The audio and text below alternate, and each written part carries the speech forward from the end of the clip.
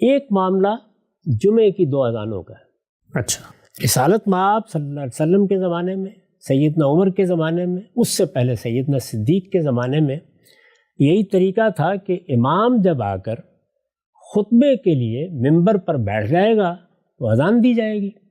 مسجد نبوی کے قریبی لوگ آباد تھے، ان تک آواز پہنچ جائے گی، لوگ پہلے سے بھی کچھ متنبع ہوتے تھے، وہ آ جائیں گے، امام خطبہ دے گا اور اس کے بعد جمعے کی نماز پڑھا دی جائے گی۔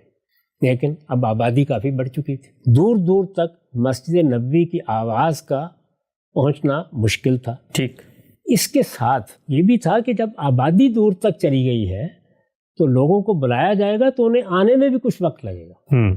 چنانچہ اس اذان سے پہلے ایک اذان دینے کا فیصلہ کیا گیا۔ اچھا، یہ اذان جیسے کہ روایتوں میں آتا ہے سیدنا عثمان کے گھر سے دی جاتی تھی، اس سے لوگ متنبع بھی ہو جاتے تھے، انہیں معلوم ہو جاتا تھا کہ اب جمعے کی اذان ہوگی، خطیب آئے گا اور جمعے کا سلسلہ شروع ہو جائے گا۔ ٹھیک، اور اگر وہ ذرا دور تھے تو گھر سے چل پڑتے تھے تاکہ وہ بروقت مسجد میں پہنچ سکے۔ یہ معلوم ہے کہ جمعے کے خطبے میں حاضر ہونا اور جمعے کی نماز کا یہ اہتمام، یہ سب فرائض میں سے ہے، اور قرآن مجید نے خاص جمعے کی اذان کے بارے میں یہ فرمایا ہے کہ جب وہ اذان بلند کر دی جائے تو اس کے بعد لوگ اپنا کاروبار، بیع و شراء سب چھوڑ کے مسجد کی طرف چل پڑے۔ یہ ایک ضرورت تھی جس کے تحت یہ اذان دی گئی، اس کا سلسلہ شروع ہوا۔ اب بھی آپ دیکھتے ہیں کہ ہمارے ہاں بہت سی، خاص طور پر احناف کی مساجد میں اسی طرح 2 اذانیں دی جاتی ہیں۔ جی ہاں، پہلے ایک اذان ہوتی ہے، پھر اس کے بعد دوسری اذان ہوتی ہے۔